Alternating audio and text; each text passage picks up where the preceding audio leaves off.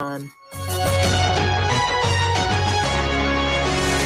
is Freedom Global News. Good evening, you listen to Freedom Global News on 99.5 FM. I am Hawa Adam Kiawa. Today is the 29th of December 2022, which is equivalent to the 5th of Jumada Thani 1444 after Hijri. And now the news in full. Kano State Governor Abdullahi Umar Ganduje today assented the 2023 appropriation bill into law. Ganduje assented the 2023 budget during the weekly Executive Council meeting held at Government House. The appropriation bill was increased by 23 billion naira by the State Assembly, hence the total budget of over 268 billion naira. Ganduje said the budget will enable the completion of major projects that have started before the end of his administration. So, Right Honorable Speaker, we are so happy that you deliberated and you finally approved this important budget of 268 billion naira. This budget is so important because it is a budget of consolidation where many of our capital projects will be completed during the tenure before end of May 2023, and a lot of initiation has been put into the budget for new projects that will be executed by the incoming government, inshallah. Speaking at the beginning of the meeting, the Kano State Speaker, Engineer Hamisu Ibrahim Chideri, said that the Assembly has gone through all the necessary steps to determine the budget and increase its value. We have presented a proposed budget for the year 2023, which was tagged Budget of Consolidation and Prosperity. It was presented in accordance with the provisions of Section 121 of the Constitution of the Republic of Nigeria. The budget was then about 240 billion naira. We have therefore conducted a public hearing on the proposed 2023 budget on 15th December 22nd, where we have received an input from the general public. The increment is just 23 billion, sir. Government House correspondent Abba Isa reports that during the session of the Kano State Executive Council today, the Governor Abdullahi Umar Ganduje launched a committee under the leadership of Professor Abdusalam Nasidi to give advice on how to build a school for health under the supervision of Aliko Dangote University in Woodhill. Meanwhile, the Kano State House of Assembly has passed the Kano State 2022 proposed budget of over 268,197,731,000. The passage of the budget comes after the adoption of a report of the House Standing Committee on Appropriation by the chairman of the committee, member representing Garko constituency, Alhaji Abba Ibrahim, during today's plenary session presided over by Speaker Engineer Hamisu Ibrahim Chideri. The Speaker, after the deliberations in the Committee of the Whole House, announced the passage of the budget. The House agreed to submit that is approved for allowed to provide for the Kano State Appropriation Bill 2023 1444 AH to the tune of 268,197,731,000, and for other matters connected therewith is hereby passed. Speaking to newsmen, the majority leader of the House, also member representing Warawa constituency, Alhaji Labaran Abdul Madari, said that the budget was increased by over 23 billion naira. Correspondent Awal Hassan Fagir reports that the House adjourned its sitting to Monday, 16th January 2023.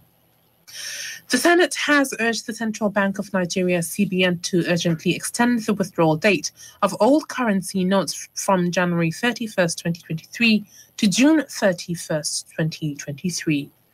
The upper chamber's resolution was sequel to a point of order raised by Senator Muhammad Ndume during Wednesday's plenary.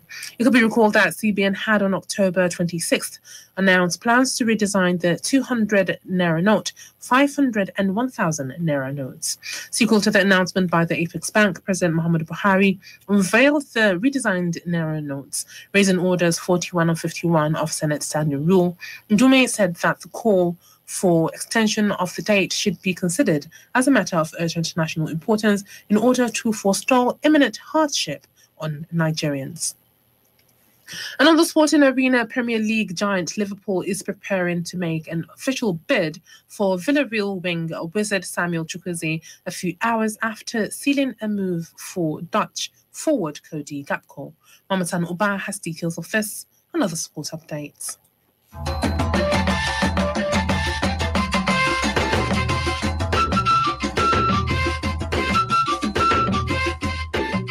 The draw signaled the readiness of the interim management committee to proceed with the abridged format of the league. The decision of the IMC to adopt format for the 2022-2023 season did not go down well with the most of the clubs. With the Club Owners Association, the umbrella body of the 20 NPFL clubs, rejecting the abridged league. Secretary of the Club Owners Association, Aloy Chukwuemeka, confirmed that only 4 clubs attended the ceremony, while the 16 others who boycotted the event showed that the club owners maintained their position on the format of the league. He also said that the proposed meeting of the club owners for Asaba, the Delta State capital, did not hold yesterday in order to seek source of reaching a compromise over the much debated format. At the event held in Abuja, the 20 clubs were divided into 2 groups of 10 teams each, with the list set to commence on January 8, 2023 and 8 in May as projected by the IMC. In another update, Nigeria international Victor Osimhen has been nominated by Italian Serie A league leaders Napoli for the award for the best club goal and assist for 2022. The 23-year-old Nigeria international is nominated alongside Naples players Giovanni Simoni, Piotr Zelensky, Chichiva Kvaratskhelia, and Eljib Elmas. Osimhen's turner against AS Roma in October was picked as one of the best goals. Meanwhile, Norwegian striker Erling Braut Haaland became the fastest player to reach 20 Premier League goals as Manchester City overcame Aston Leeds United to this Arsenal lead at the top of the table to 5 points. Having seen a couple of efforts saved early in the game, Haaland, playing in the city of his birth, against the side he supports, did not celebrate his 2 goals, but showed little mercy in scoring them to bring up his impressive tally in just 14 games of the campaign. Muhammad Sani Uba, Freedom Radio.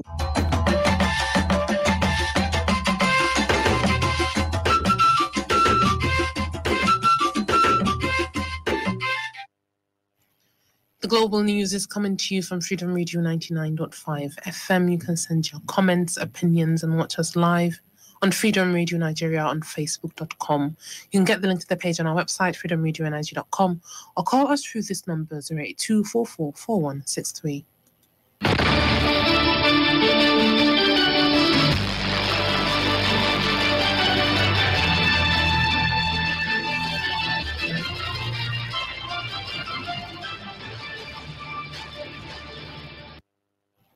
Welcome back. You're still listening to Freedom Global News on 99.5 FM. 10,000 police constables that passed out today will be deployed to provide security during the 2023 general elections. The Inspector General of Police, Usman Al-Ghali Baba, disclosed this at the passing out parade of the 2022 batch of police constables in Ilorin. Baba, who was represented by the Assistant Inspector General of Police Zone 8, Ashafa Adikunle, said in the attainment of community policing goals, the recruits would all be posted back to their various local government areas.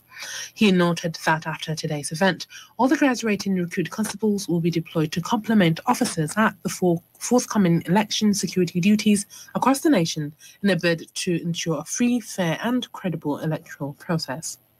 He said the return to their various local governments would further entrench the policing strategy of the federal government towards addressing communal crimes in their respective areas of purview. The State Commissioner of Police, Paul Odama, enjoined the new policemen to maintain high level of discipline and shun corruption.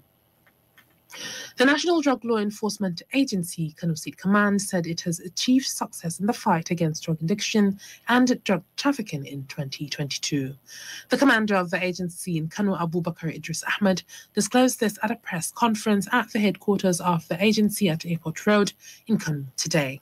The commander added that in this year, 2022, the court has sentenced some drug traffickers to life imprisonment.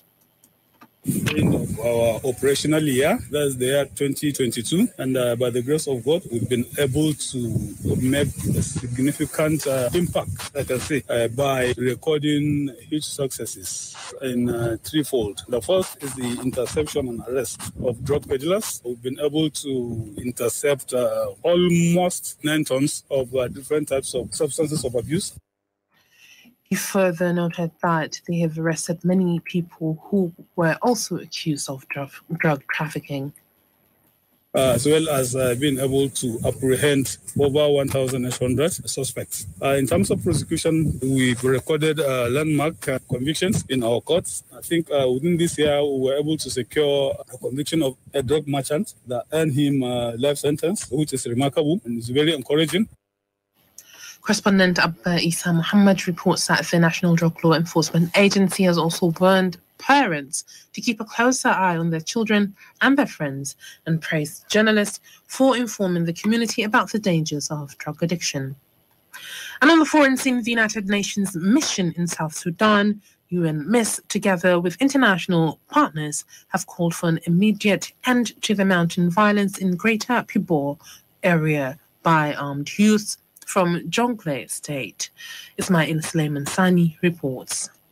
According to reports, no fewer than 57 have died since Sunday, with more than a dozen injured. News report quoting a local official said youth from the Newer community had attacked members of the Mule ethnic group in Greater Pibor. According to a Greater Pibor's information minister, the fighting began when armed youth attacked the village of Lanam. He told news outlet that members of the boss group suffered fatalities, with 17 Mule community members among those injured. UNMISS and other partners issued a statement on Wednesday, lamenting that they were gravely concerned about the escalating ongoing violence, loss of life, and report of alleged use of heavy weaponry. The statement from the United Nations and partners urged combatants and supporters to immediately cease hostilities, exercise restraint, and respect human rights. Meanwhile, Benjamin Netanyahu will return as Prime Minister after his Likud party formed a coalition with ultra-nationalists and ultra-Orthodox Jewish allies. Addressing a special session of the parliament in Jerusalem today, Mr. Netanyahu stated that his administration will restore governance, peace, and personal security to the citizens of Israel. Several hundred protesters gathered outside, waving Israel flags, rainbow flags, bearing the Star of David, and signs reading, "Shame, danger, and down with racism." This will be a record 6th term as Prime Minister for Mr. Netanyahu, who was ousted by his opponents 18 months ago. But his coalition partners are pledging to lead the country in a new direction. Ismail Suleiman Sani, Freedom Radio. And with this, we've come to the end of today's Global News. But before we go, highlights of the major stories. Kano State Governor Abdullahi Umar Ganduje today assented the 2023 appropriation bill into law. The Senate has urged the Central Bank of Nigeria to urgently extend the withdrawal date of old currency notes from January 31st, 2023 to June 31st, 2024. 10,000 police constables that passed out today will be deployed to provide security during the 2023 general elections. And on the foreign scene, the United Nations mission in South Sudan, together with international partners, have called for an immediate end to the mountain violence in Greater Pibor area by armed youths from Jonglei State. Freedom Global News. On behalf of the entire production team, I am Hawa Adam Kiawa. Have a wonderful evening.